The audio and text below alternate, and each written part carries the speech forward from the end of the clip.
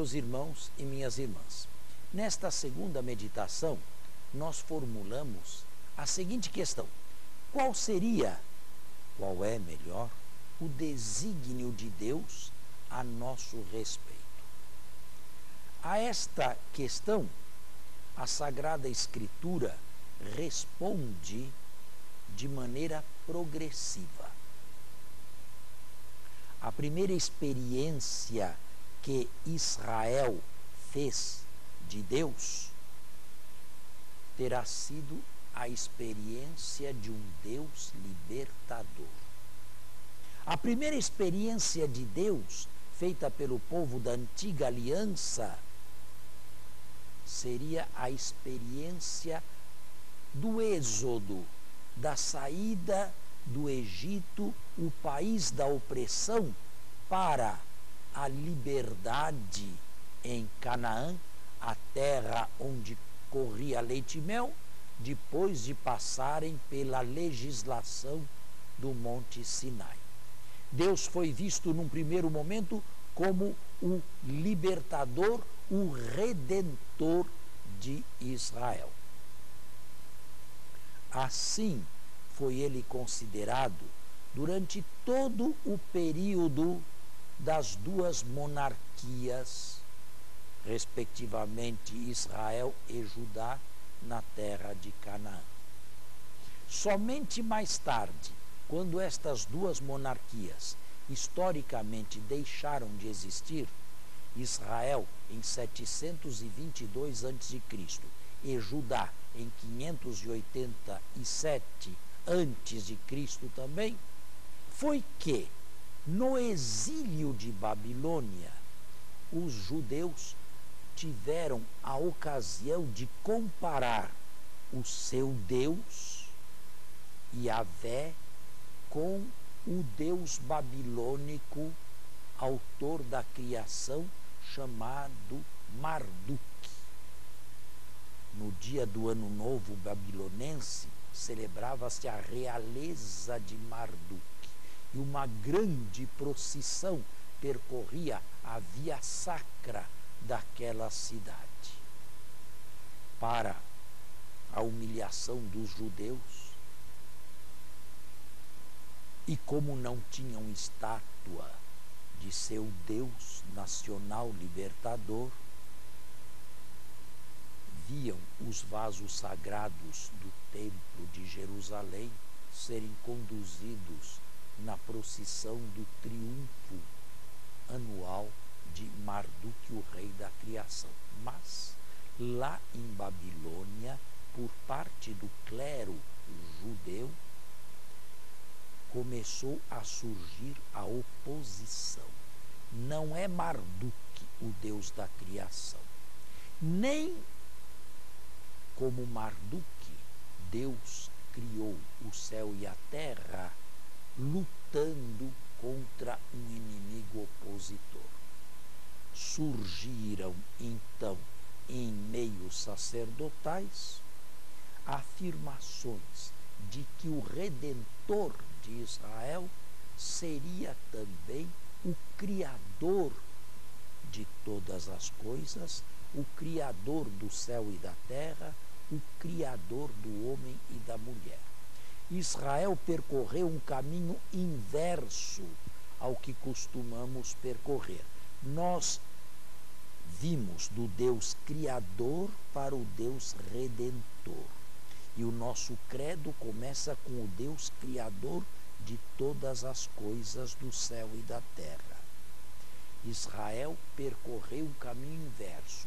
Foi do Deus Redentor, do Deus do Êxodo, do Deus da libertação, ao Deus Criador.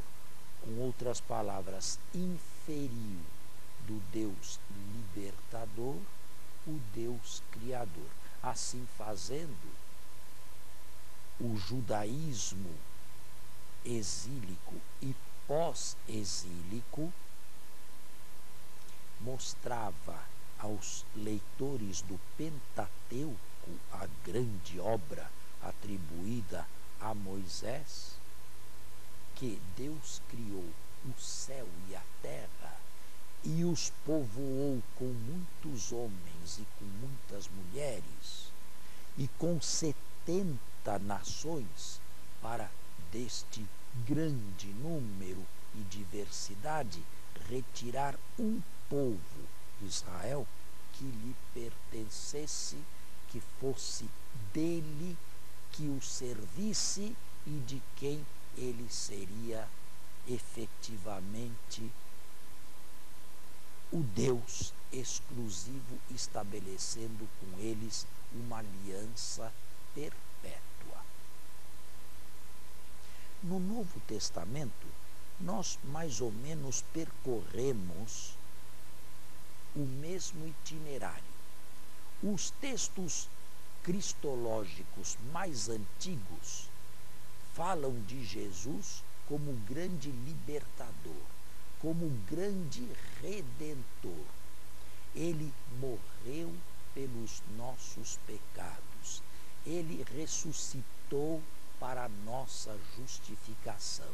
Ou então, sobretudo nos sermões apostólicos atribuídos a Pedro e Paulo e elaborados por Lucas nos Atos, aquele Jesus que vós, judeus, crucificastes, Deus o exaltou, dando-lhe a ressurreição dos mortos, e agora oferece a todos o perdão dos pecados através da fé em seu nome.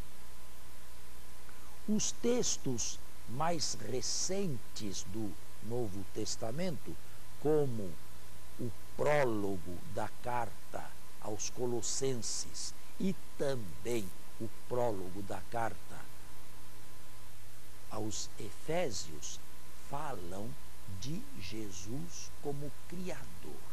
Nele, por ele e para ele, Jesus Cristo, todas as coisas foram criadas no céu e na terra, e nele tudo subsiste. Vejam os retirantes que salto qualitativo deram os primeiros cristãos.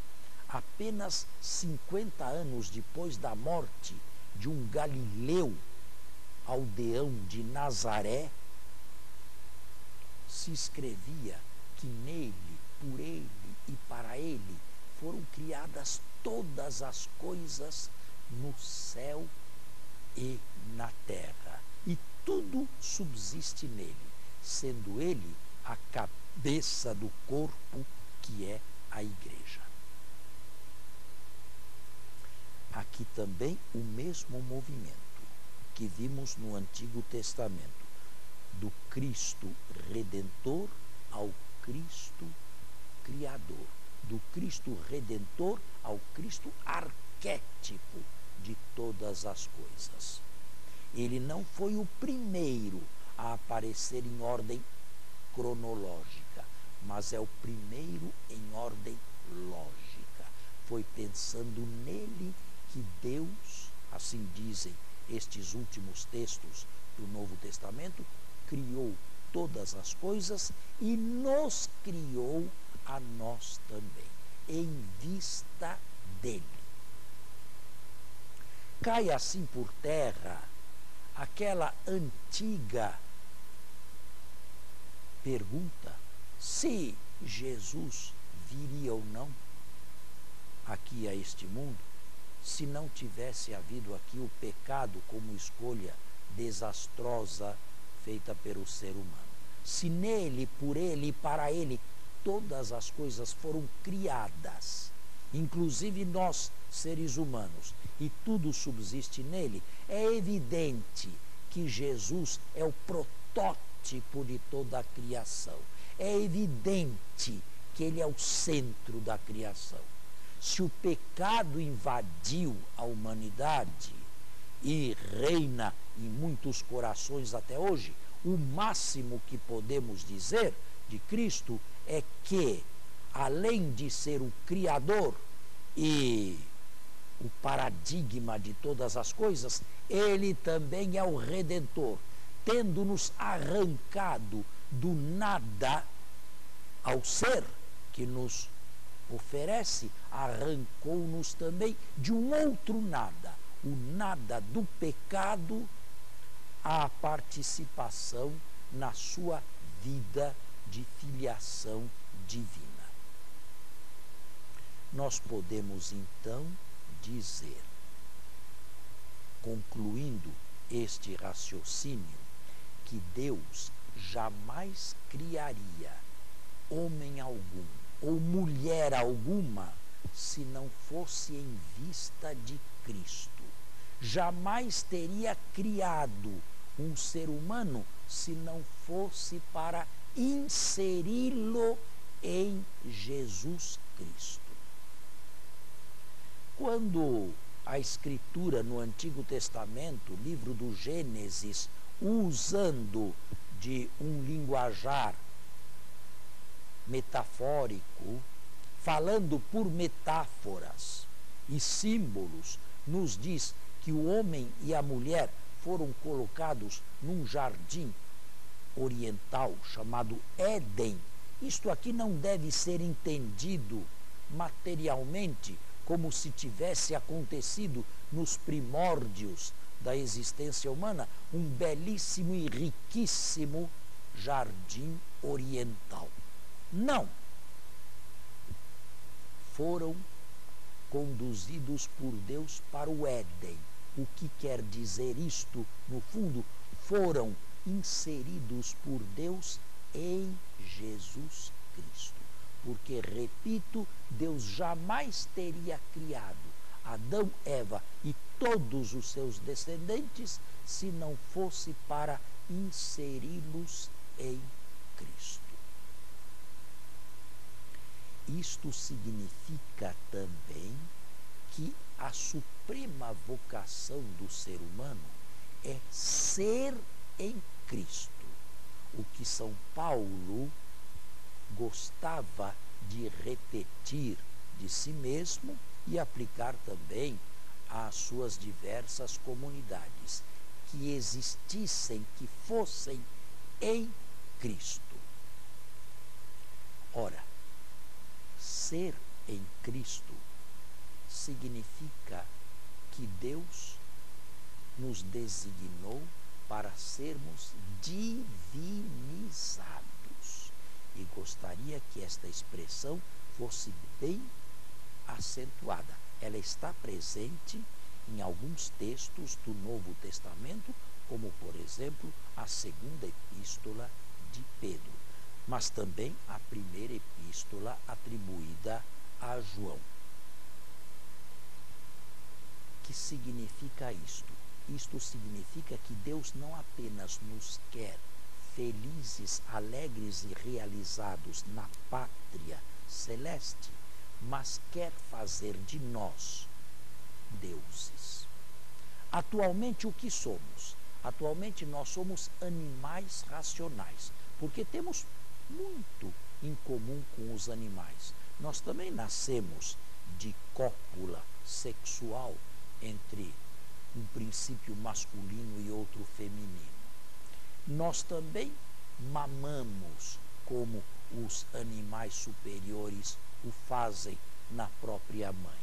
Nós também nos alimentamos como eles. Nós também procriamos como eles. Nós também temos doenças como eles. E nós também morremos como eles. Mas Deus não predestinou nenhum animal irracional a ter um acabamento na glória. Apenas os animais racionais que somos nós, cada homem e cada mulher. Este sim foi predestinado a não só ter um acabamento na glória, mas a se transformar em Deus.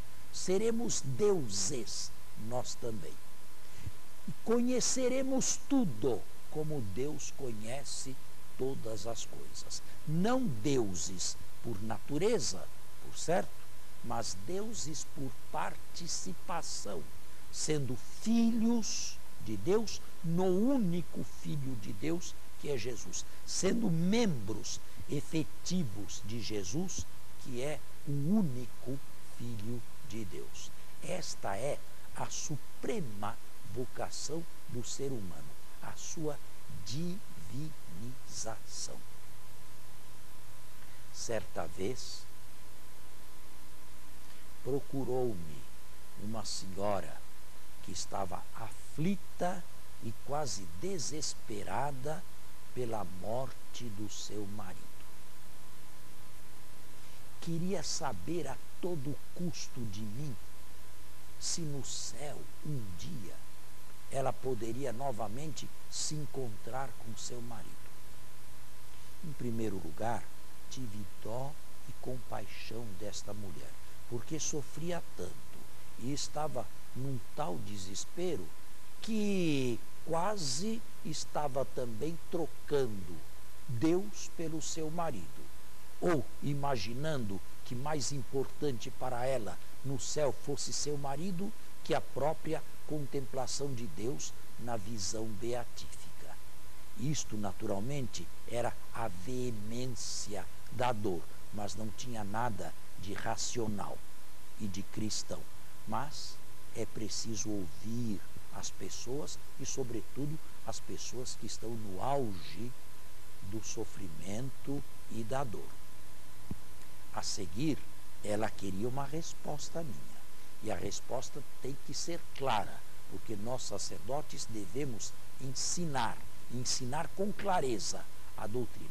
Eu lhe respondi, na vida eterna, se a senhora for digna de lá estar, e se seu marido também foi digno de lá se encontrar, não só se encontrarão pessoalmente, mas a senhora conhecerá pessoalmente todos os seres humanos, desde Adão até o último eleito de Deus na glória. Não faltará um sequer.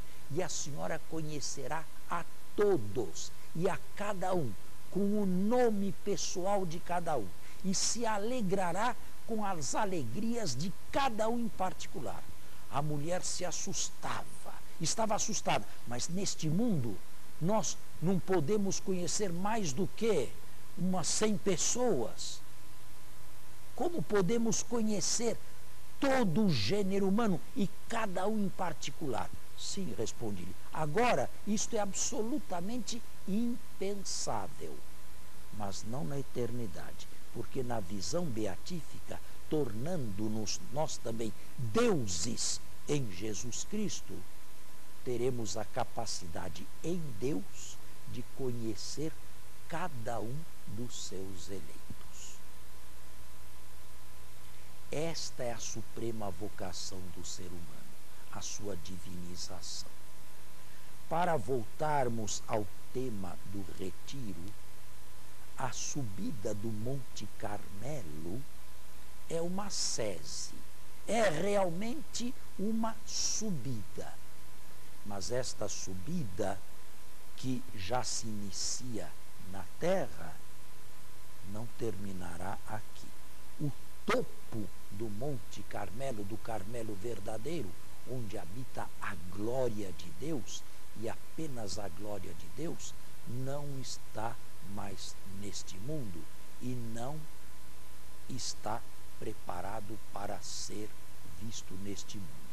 Para lá nós nos dirigiremos no dia da nossa morte, no dia do nosso Natal, isto é, no dia do nosso nascimento para Jesus Cristo e para o céu, desde que aquele dia tenha sido preparado longamente por uma ascensão cada vez mais progressiva.